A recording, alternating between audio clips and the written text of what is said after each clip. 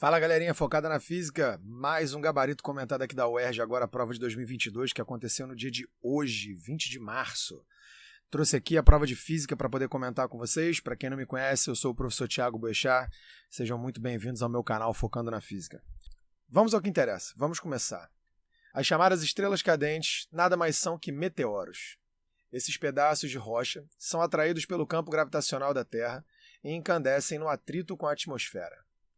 Admita que um meteoro, ao penetrar na atmosfera terrestre, tenha, em determinado instante, massa de 10 kg e velocidade de 252.000 km por hora. Bom, vamos anotar isso aqui então. Uma massa, de 10 kg e uma velocidade de 252.000 km por hora. Nessas condições, a quantidade de movimento do meteoro em quilogramas vezes metros por segundo é igual a...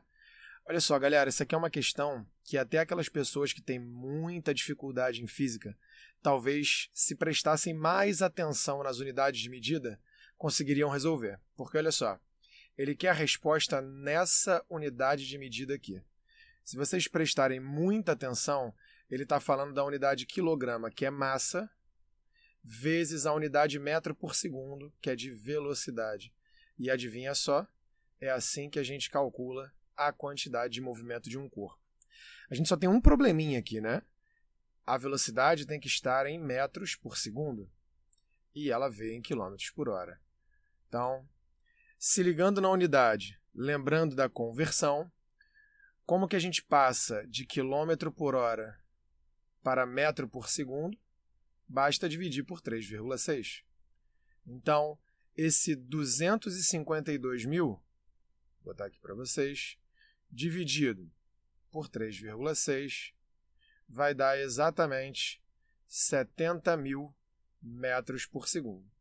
Aplicando agora na equaçãozinha da quantidade de movimento, a massa em quilograma, que é 10, a velocidade 70.000 em metros por segundo, isso dá exatamente 700.000 quilogramas vezes metros por segundo. Gabarito da questão, letra C. Show? Vamos para a próxima.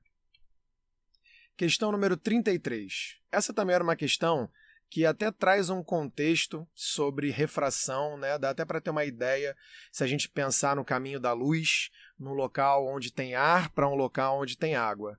Mas, na verdade, acho que usando um pouquinho do senso comum, o aluno conseguia responder esse exercício. Ao mergulhar no mar, um banhista sente-se mal e necessita ser socorrido. Observe na imagem 4 trajetórias possíveis, 1, 2, 3 e 4, que o salva-vidas localizado no ponto A pode fazer para alcançar o banhista no ponto B.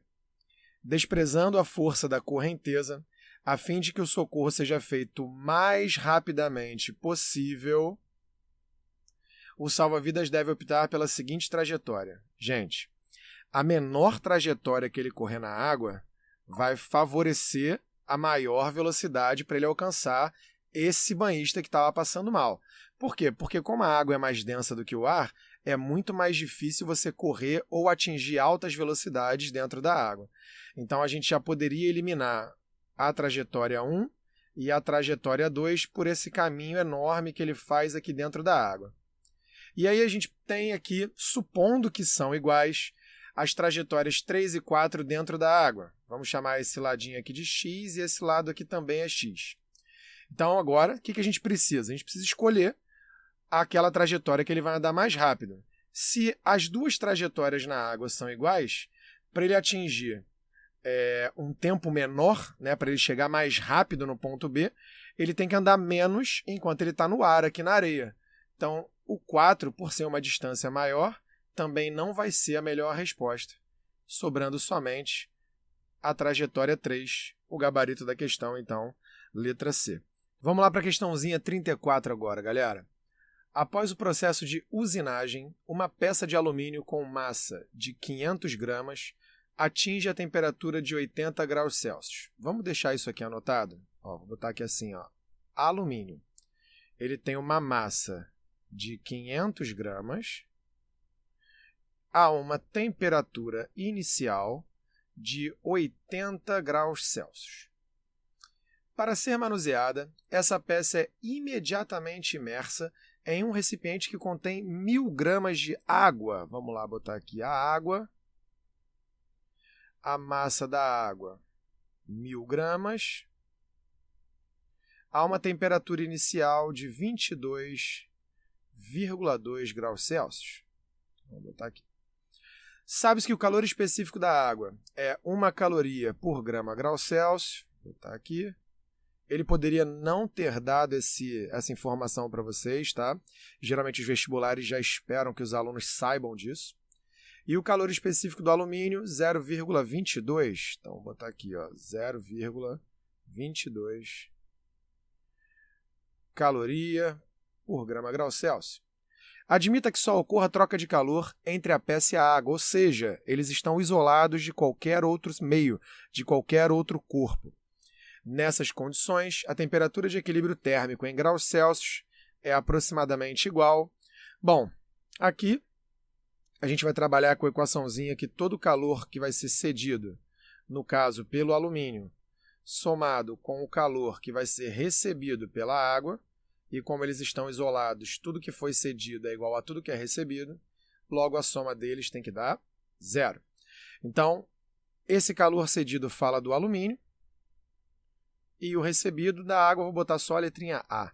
Isso vai ser igual a 0.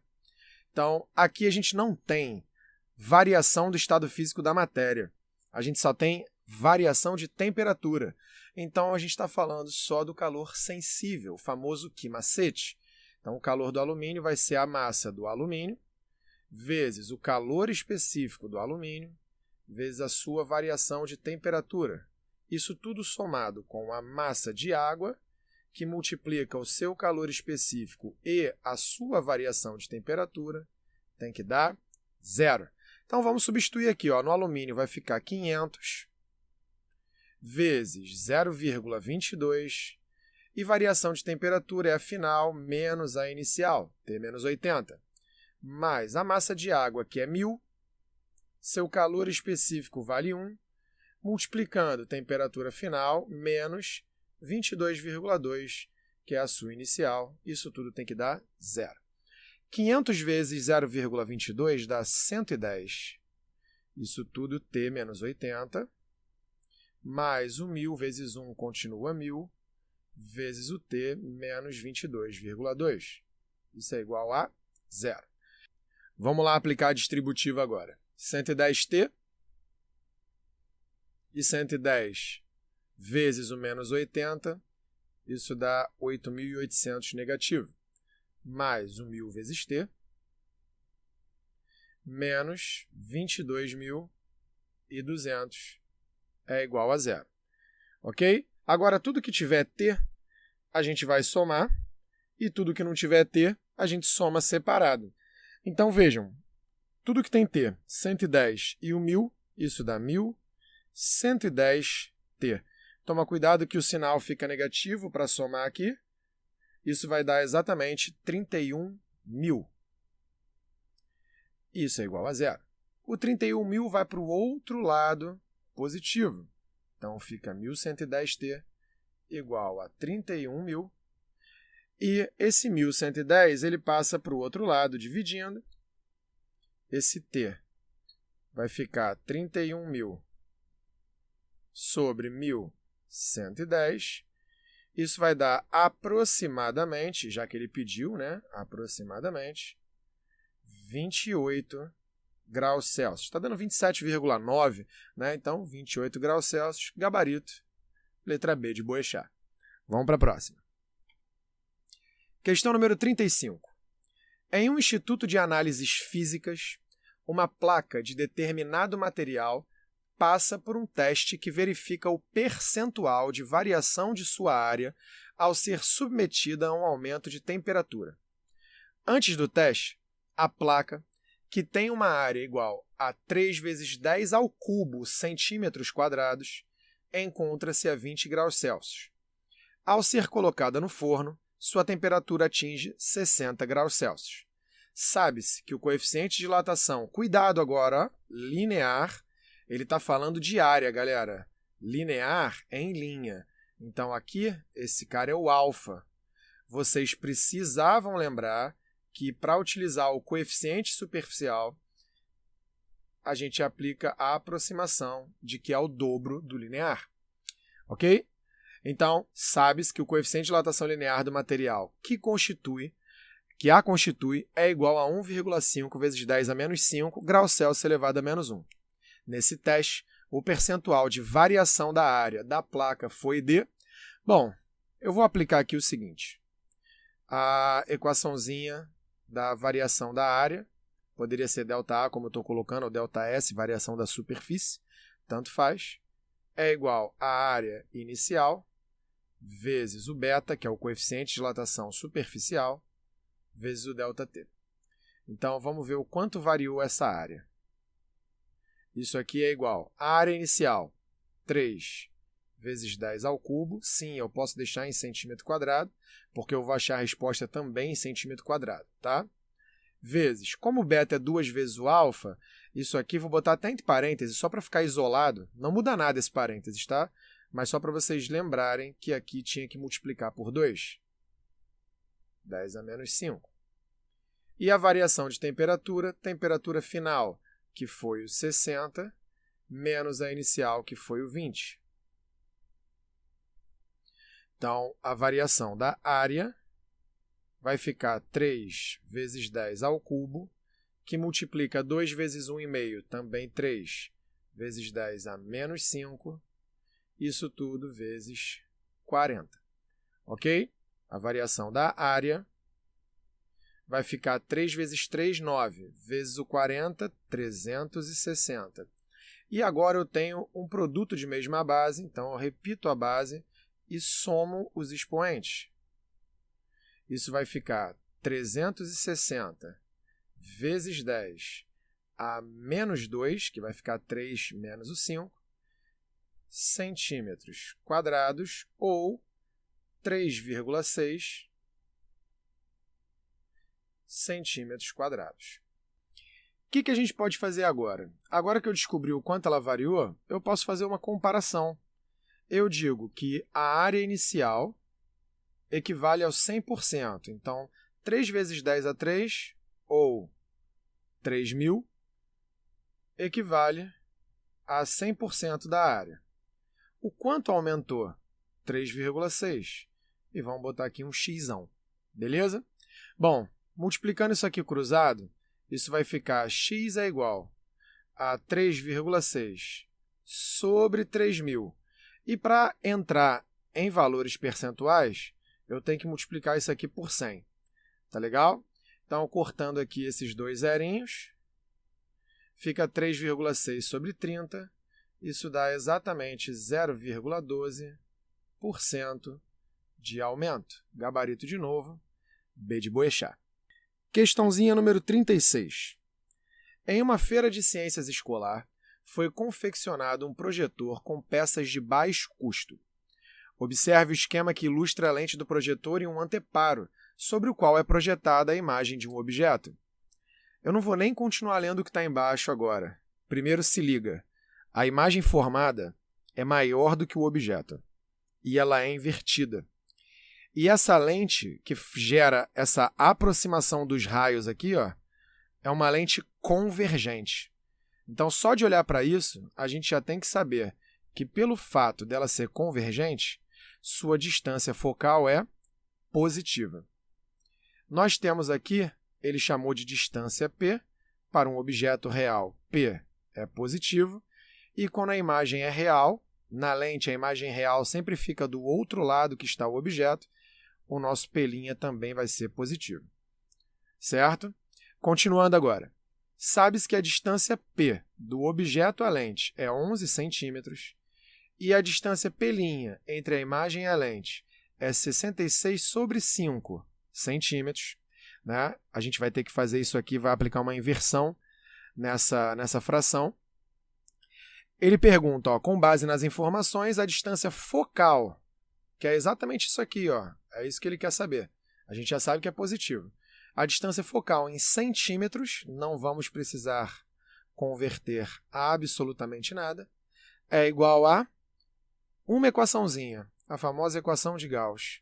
1 sobre f é igual a 1 sobre P mais 1 sobre P'. Tudo bem? Isso aqui fica assim, ó. 1 sobre F é igual a 1 sobre 11 mais 1 sobre 66 sobre 5. Então, eu faço aqui agora o inverso disso. Eu tenho 1 sobre F igual a 1 sobre 11 mais 5 sobre 66. A gente pode aplicar um MMC simples aqui. Multiplica aqui por 6 e aqui por 1. Isso vai ficar 1 sobre F igual a 6 mais 5 sobre 66. Isso dá 11 sobre 66, ou 1 sobre 6. Ou seja, 1 sobre F é igual a 1 sobre 6. Podemos dizer que F, então, é igual a 6 centímetros. E tinha que ser, né? Porque para um objeto produzir uma imagem real invertida e maior, ele tem que estar entre o ponto antiprincipal e o foco. Então, P, que vale 11, tem que ser maior do que o foco. A resposta nunca poderia ser o 12. A gente tinha só como opções o 6, o 8 e o 10.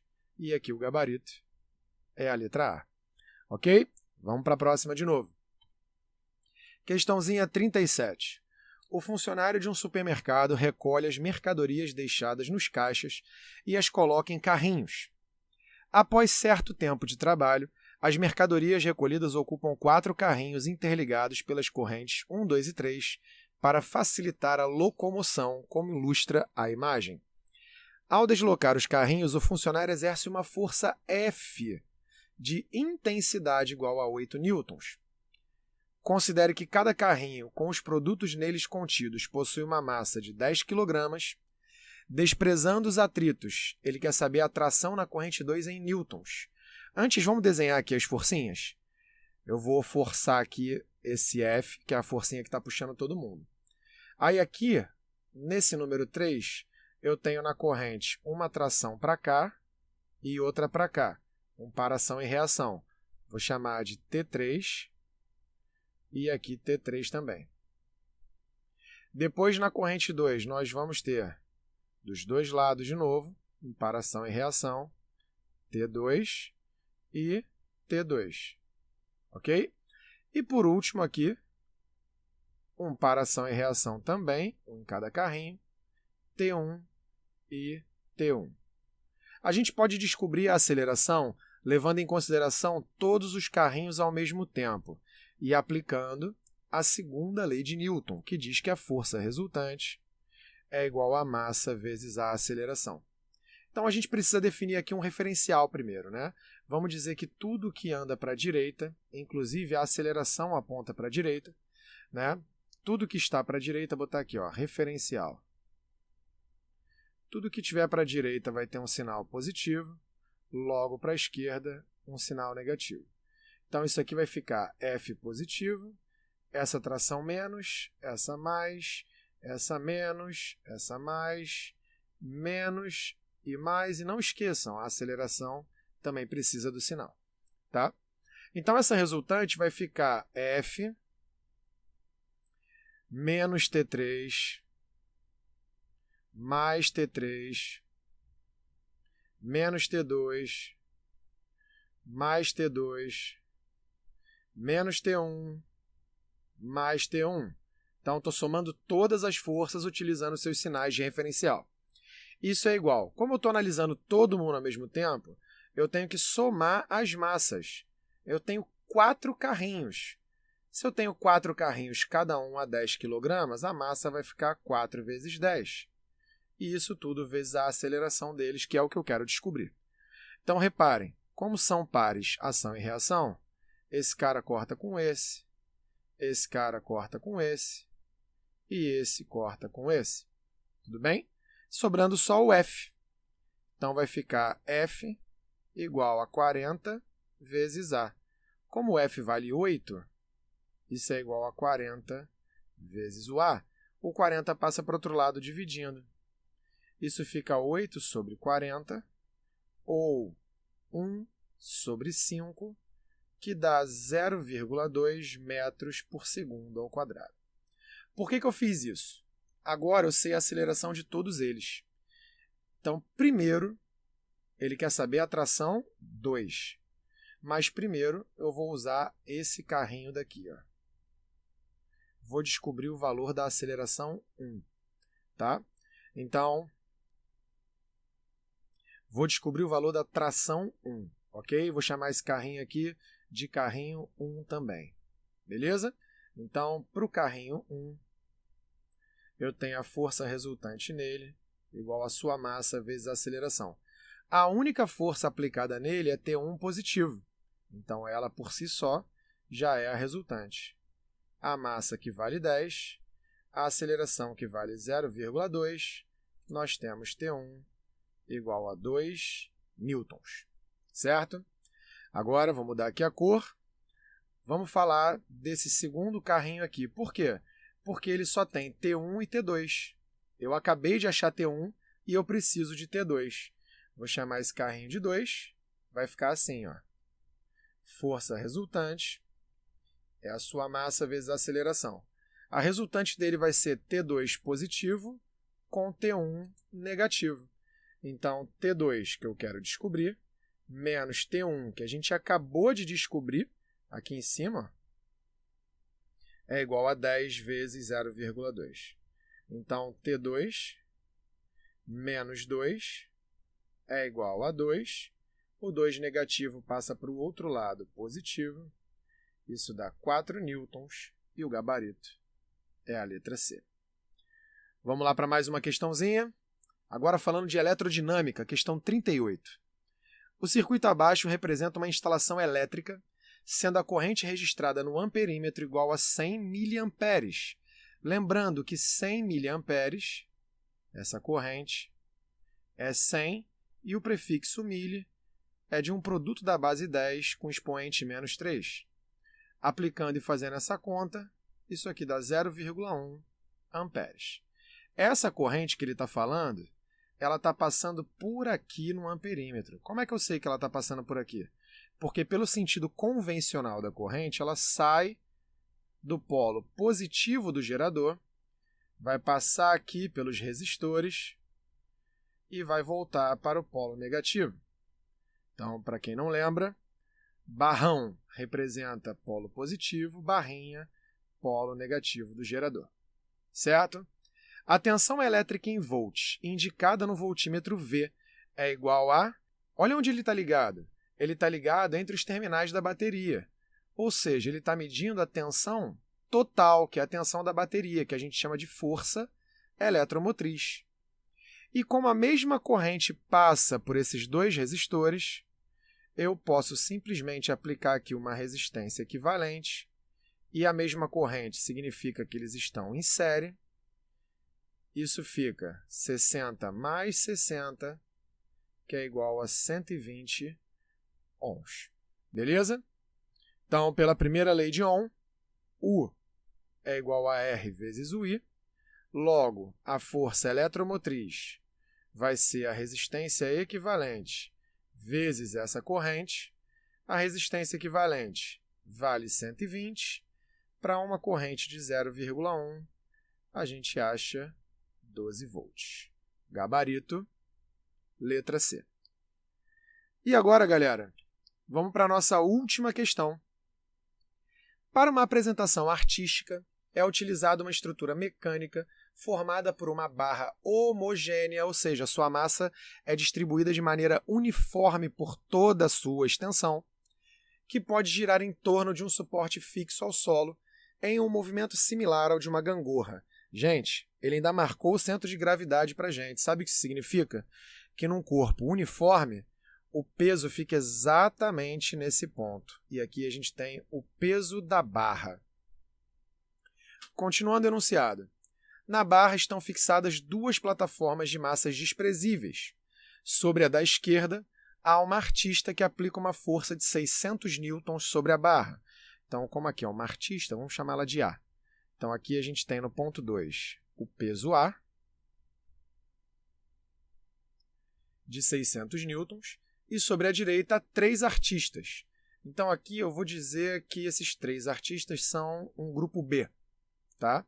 E cada um aplica uma força de 800 newtons no ponto 8, ó, chamar de peso de B, sobre a barra. Então, antes de eu continuar, o peso de A tem um módulo de 600 newtons e o peso de B, como são 3 pessoas, eu vou dizer que são 3 vezes o 800. Então, isso dá 2.400 newtons, ok? Observe abaixo a representação desse sistema. Está aqui o desenho. Admita que os pontos numerados na barra são igualmente espaçados e que o sistema se encontra em equilíbrio, galera. O que significa equilíbrio? Quando um corpo está em equilíbrio, ele precisa ter a força resultante igual a 0 e o momento resultante também igual a 0, tá? Com base nessas informações, o peso da barra em newtons é igual a... Então, vamos dizer que esse aqui, eu botei PB para os dois, vou chamar de PBA, que é o peso da barra. Tá legal? Então, ele quer saber exatamente quanto vale esse PBA. Gente, o ponto por onde ocorre a rotação é aqui. Ele até coloca para a gente, ó, eixo de rotação. Tudo que está do lado esquerdo desse eixo, empurrando a barra para baixo, vai tentar fazer a barra girar num sentido anti-horário. Já tudo que está do lado direito vai tentar fazer ela girar no sentido horário. E o que significa momento resultante igual a 0? Que todos os momentos que tendem a girar no sentido anti-horário se anulam ou são anulados, ou até mesmo eles anulam todos os momentos no sentido horário. Logo, anti-horário eu tenho o momento do peso de A mais o momento do peso da barra. Isso é igual, do outro lado, o momento do peso de B. Lembrando que momento, ou torque, é FD seno do ângulo θ. Só que esse ângulo θ é o ângulo entre a direção da força e a direção do corpo extenso, que no caso é a barra amarela. Todas as forças fazem 90 graus com ela. E adivinha, o seno de 90 vale 1. E multiplicar por 1 não vai mudar em absolutamente nada o nosso resultado. Então, para calcular esses torques, a gente não precisa fazer seno de ninguém.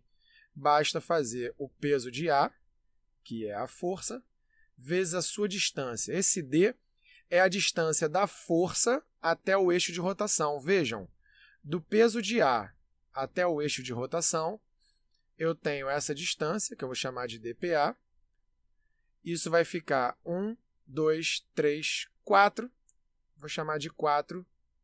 Eu não sei quanto vale essa medida, então botei U de unidade de medida qualquer de comprimento. Beleza? Então, vou botar aqui PA vezes 4. Mas o peso da barra, ele está a uma distanciazinha de 1. Tá vendo? Ó? Vou botar aqui, ó, distância do peso da barra, que vale 1 só, uma unidade. Então, vai ficar peso da barra vezes 1. Isso é igual, o peso de B está indo do 8 até o 6. Então, a distância do peso de B é igual a 2 unidades. Vai ficar peso de B vezes 2. Substituindo os valores, eu tenho 600 vezes 4, mais o peso da barra, vezes 1 não muda nada, e aqui 2.400 vezes 2. Isso vai dar 2.400 mais o peso da barra é igual a 4.800. O 2.400 passa para o outro lado, negativo. E 4.800 menos 2.400 dá exatamente 2.400 newtons. O gabarito é a letra B. Bom, galerinha, espero que vocês tenham gostado da resolução. Inclusive, espero do fundo do meu coração que todos vocês tenham ido super bem na prova de física, gabaritado, né? Que é isso que todo professor deseja para os alunos.